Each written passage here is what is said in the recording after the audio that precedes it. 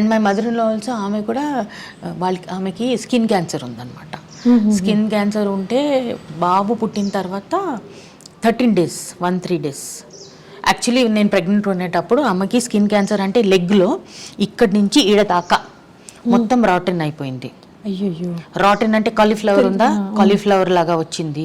ఇంకా టనల్స్ ఇక్కడ నుంచి మన హైడ్రోజన్ పెరాక్సైడ్ తెలుసు కదా, అది ప్యూర్ హైడ్రోజన్ పెరాక్సైడ్. అంటే ఇట్లా ఒక డ్రాప్ పడితే మేము అరుస్తాం అనమాట. ప్యూర్ హైడ్రోజన్ పెరాక్సైడ్ పోసేస్తే ఈడ దాకా బయటకు వచ్చేస్తుంది అనమాట. ఆమెకి ఏది ఫీల్ అవ్వదు, మొత్తం రాటన్ అయిపోయింది.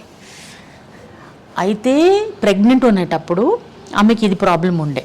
ఆ ప్రాబ్లం ఉండేటప్పుడు నేను అప్పుడు కాలేజ్ లెక్చరర్ బాంబేలో. కాలేజ్ నుంచి వచ్చేది 2:30, 3 o'clock. నేను ప్రెగ్నెంట్గా ఉంటే నాకు చాలా ఆకలి, అమ్మ 10 రోజులు తినలేదని అట్లా ఆకలి ఉంది నాకు. అప్పుడు కొంతమందికి వామిటింగ్ ఉంటుంది, కొంతమందికి ఆకలి. నాకు 10 రోజులు తినలే ఆకలి లాగా ఉంటుంది. రాగానే చేయి కట్టుకొని ముఖం కట్టుకొని ఫస్ట్ తింటా. తినేటప్పుడు నేను సింక్లో, అప్పుడు మన దగ్గర సిమెంట్ సింక్ ఉంది, ఇది ఇట్లా కాదు, సిమెంట్ సింక్లో నేను ప్లేట్ కింద పెడితే ఆ సౌండ్ మా మదర్లోకి బెడ్రూమ్లో వస్తుంది. చిన్నది ఉంది కదా, బాంబేలో చిన్న చిన్న హౌసెస్ ఉంటాయి. అమ్మ my girl come and clean my leg అని చెప్తుంది. అప్పుడు తిన్నా, జస్ట్ తిన్నా అంటే వచ్చి నాకు కాల్ క్లీన్ చేయమని చెప్తుంది. ఆ బ్యాండేజ్ తీసేస్తే, ఇప్పుడు మేము ఇక్కడ ఉన్నా అనుకోండి, ఆ బ్యాండేజ్ తీసేస్తే మీకు స్మెల్ అక్కడ విజయ్ స్కూల్ దగ్గర వస్తుంది. అబ్బా, ఎందుకంటే మొత్తం రాటన్ ఉంది కదా, ఆ స్మెల్ అక్కడ దాకా వస్తుంది. మొత్తం బ్యాండేజ్ తీసేసి మొత్తం క్లీన్ చేసేసి హైడ్రోజన్ పెరాక్సైడ్ 1/2 bottle మొత్తం క్లీన్ చేసి మళ్ళీ ఆ పౌడర్ అన్నీ పెట్టేసి మళ్ళీ మొత్తం కట్టేసిన తర్వాత దాదాపు 1.5 hour పడుతుంది. ఎందుకంటే ఒక్కటి కాదు కదా, ఇక్కడి నుంచి ఈడ దాకా. అవును అవును. ఇంత పెద్ద కడుపు నాకు ప్రెగ్నెంట్ ఉండేటప్పుడు.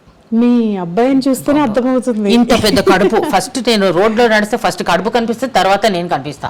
అంత పెద్ద కడుపులో వంగి, ఆమె మంచం మీద ఉంటుంది, వంగి నిలబడి మొత్తం చేసుకోవాలి. చేసిన తర్వాత నొప్పి ఎట్లా ఉంటుంది వంగితే ఇంత పెద్ద కడుపుతో. కానీ చేశాను, ఆ బ్లెస్సింగ్స్ ఇప్పుడు వస్తుంది నాకు. చేశాను. మళ్ళీ ఆమెకి ఒకసారి బ్లడ్ మొత్తం అక్కడి నుంచి బ్లడ్ వచ్చేస్తుంది.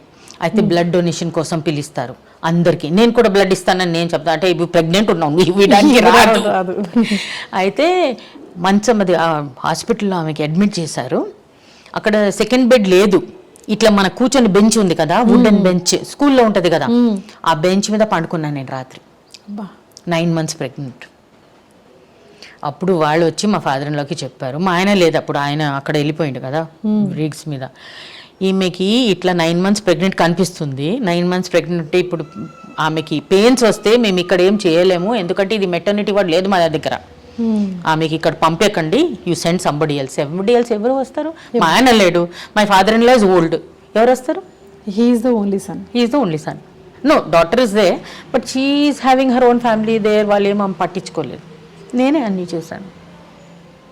ఇంకా last day my son school ఇంటికి తీసుకొని వచ్చే టైంకి డాక్టర్ చెప్పారు ఆమెకి హాస్పిటల్ కాదు హాస్పిస్ అని తెలుసా? హాస్పిస్ అంటే టెర్మినల్ ఇల్నెస్, అంటే ఎవరైనా అక్కడ వెళ్తే మళ్ళీ రిటర్న్ రాదు.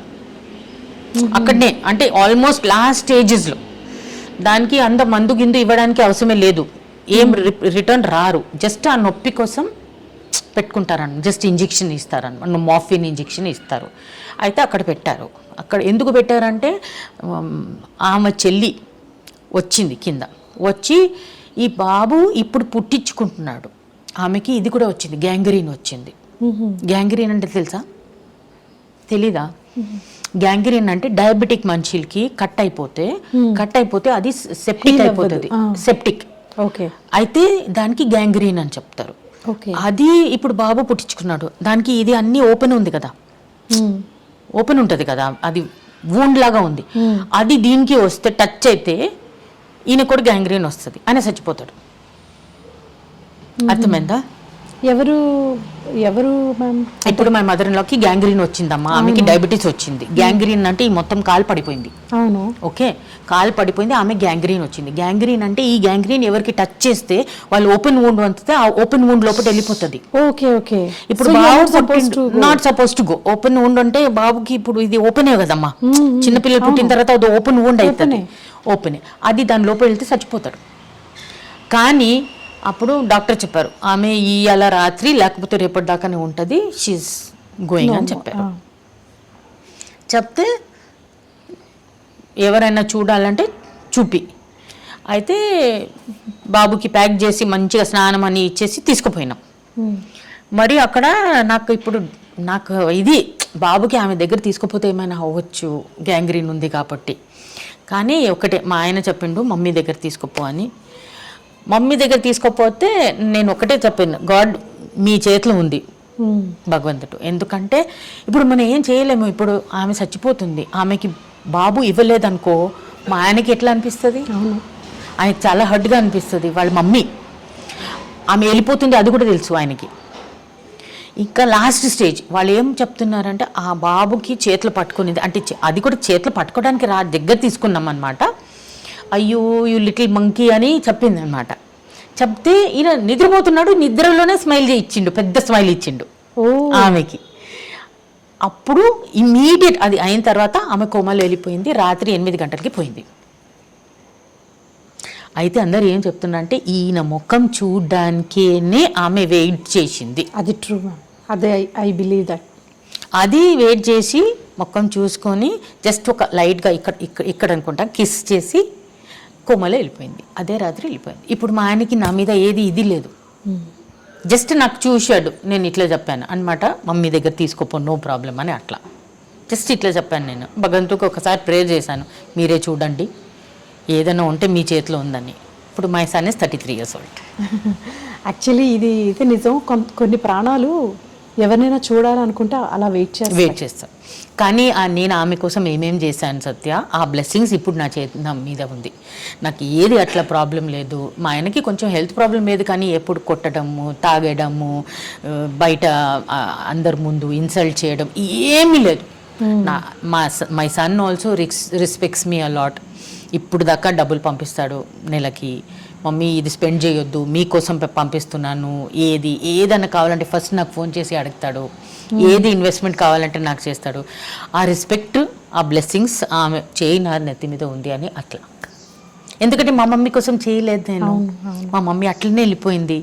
ఎవరుంది మా మమ్మీ నెక్స్ట్? హిజ్ మదర్ ఉంది కదా, ఆమె నా మమ్మీ అనుకొని చేశాను.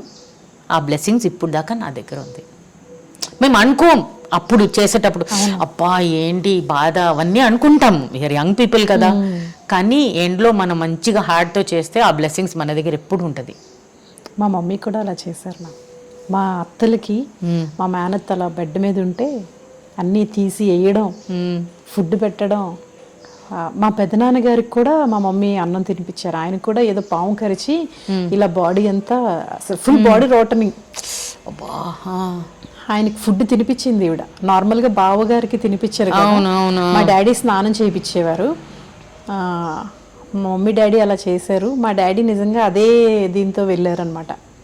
ఆయన స్నానం చేసి కొత్త బట్టలు కట్టుకొని అలా కూర్చొని అలా చనిపోయారు. అది గురు పౌర్ణమి రోజు. నా రోల్ మోడల్ అయితే మా మమ్మీ అనమాట. అసలు ఆవిడంతా దీంతో చేసింది అనేసి. ఆడపడుచులకి చేయరు కదా, మేము అత్తలకి చేస్తారు కానీ కరెక్ట్, ఆడపడుచులకి చేసేవారిని నేను మా మమ్మీనే చూసాను.